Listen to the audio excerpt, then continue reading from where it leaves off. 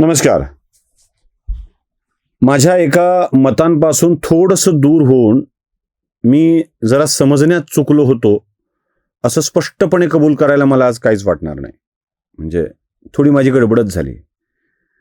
काँग्रेसी जनांना आत्तापर्यंत मी असमंजस असलेले, अज्ञानी, अजून काय बालिश वगैरे वगैरे राजकारणी समजत होतो.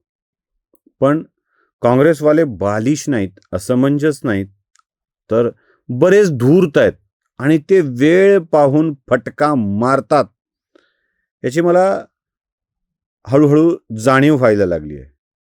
म्हणजे या जाणीवेला अजून खात्रीपर्यंत जायचं आहे, पण तरीही मला त्याची जाणीव व्हायला लागली आहे. आणि काँग्रेसवाले प्रसंगानुरूप फटका कसा मारतात ते तुम्हाला मी आत्ता पटवून सांगायला आलो आहे.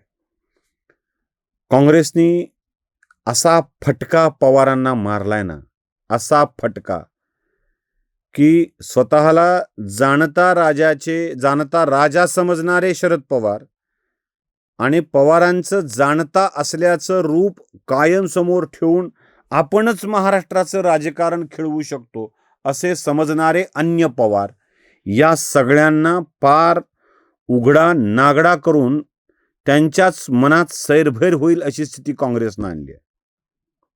तुम्ही म्हणाला अजून तर बघितलं नाही कुलकर्णी, कुठूनही काही सांगता. यस, सांगतो.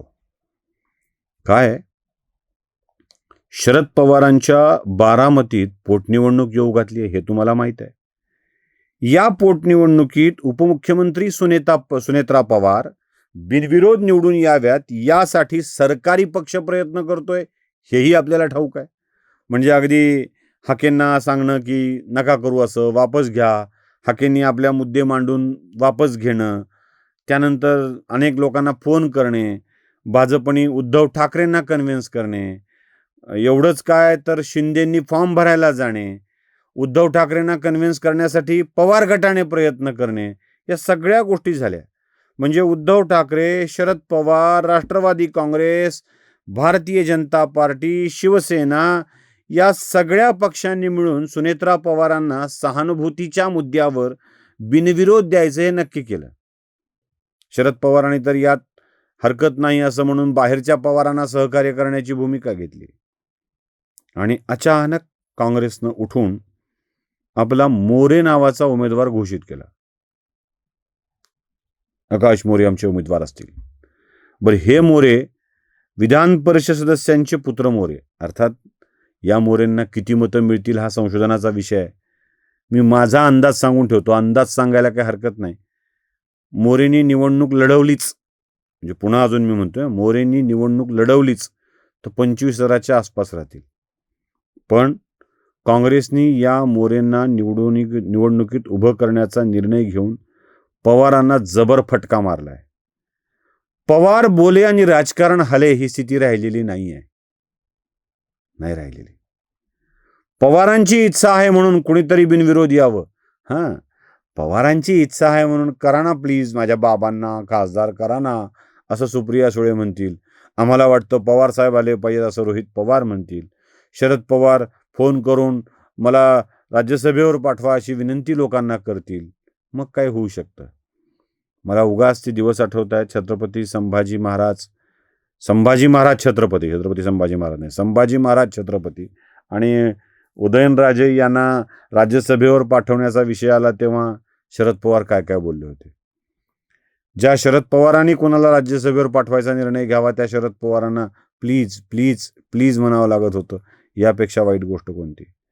शरद पवारांनी ही जागा सुद्धा बारामती विधानसभेची बिनविरोध काढू असं सांगितल्यावर आम्ही काय फक्त पाठिंबा द्यायलाच जन्माला आलोत का असं म्हणून सपकाळांनी पवारांची तर काढली, पण त्यासोबत थेट उमेदवार घोषित करून डायरेक्ट AICCतून तिकीट आणून त्यांना उमेदवारी भरायला लावणं हा काँग्रेसने भाजपला दिलेला फटका नाही आहे, सुनेत्रा पवारांना दिलेला फटका नाही आहे. कारण देणार काय? हात तरी पोचला पाहिजे त्या उंचीवर फटका मारायला. त्यांनी खनखन हात फिरवून आपल्याच उंचीवर असलेल्या पवारांना असा जबर फटका मारलाय ना, या फटक्यातून पवार सावरणं अवघड आहे. म्हणजे पवारांनी सांगितल्यावर मित्रपक्षच ऐकत नाहीत हा मेसेज महाराष्ट्रात देशात गेलाय, लक्षात ठेवा. आता पवार काँग्रेसला आपल्या बोटावर खेळवू शकत नाहीत. हा मेसेज काँग्रेसने उमेदवारी घोषित करून दिला. बरं, ते जे कोणी मोरे आहेत ना, त्या मोरेनी याच्या परचा पलीकडचा फटका मारला. शपथ, अशी इज्जत कोणी कोणाची काढू नये. बातमी दाखवतो. एक बातमी अशी आली आहे की अजित पवारांच्या विमान अपघाताबद्दल FIR दाखल करा, निवडणूक लढवणार नाही, मोरेंनी ठेवली अट. काय जबर बातमी नाही, काय जबर बातमी. FIR दाखल करावा म्हणून राज्यभर जंगजंग पछाडलेल्या रोहित पवारांना हा फटका आहे. रोहित पवार महाराष्ट्रात कुणीच ऐकत नाही, सरकार ऐकत नाही, पोलीस ऐकत नाहीत असं म्हणून शेवटी दिल्लीत गेले. केजरीवालांना भेटले, काय सपाच्या नेत्यांना भेटले, काँग्रेस नेत्यांना भेटले, प्रत्येकाला भेटत सुटले. म्हणाले बघा ना काय तर, बघा ना काय तर. मग राहुल गांधी म्हणले जिथे न्याय मिळेल तिथे द्या. मग हे कर्नाटकात गेले, कर्नाटकात अर्ज दिला, तिथे 0 FIR दाखल झाला, तिथून तो महाराष्ट्रात ट्रान्सफर झाला. म्हणजे जे रोहित पवार करू शकत नाहीत FIR दाखल करणं, ते काँग्रेसचा नेता सांगतोय अजित पवारांचा FIR दाखल करा, आम्ही अर्ज मागे घ्यायला तयार आहोत. हा दुसरा फटका आहे पवारांना दिलेला. तेरे बस की बात नाही आहे. ती जाहिरात आहे ना कुठली तरी नाना पाटेकरची, जा बाप को बुला, ये तेरे बस की बात नहीं है. तसं काँग्रेसने पवारांना सांगितलं ये तेरे बस की बात नहीं है.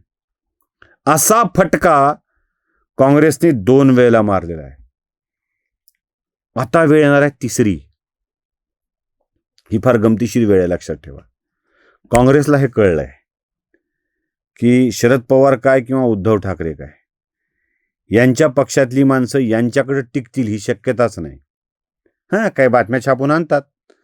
सुनेत्रा पवारांची माणसं पवार साहेबांना भेटली, तिथे काहीतरी वेगळाच घोळ चालला, आणि 15 आमदार भेटले होते, एवढे आमदार भेटले होते, हे चाललंय, चर्चा चालली होती.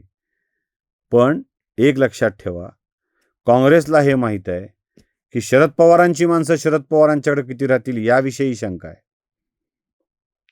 उद्धव ठाकरेंची माणसं उद्धव ठाकरेंकडे किती लायबल असतील याविषयीची शंका आहे. या दोघांना आपल्या मनातील माणूस विधान परिषदेवर निवडून आणायचा असेल तर काँग्रेसच्या लोकांची सोबत घेतल्याशिवाय ते येणार नाहीत, कारण यांना फटका बसला तर अवघड आहे.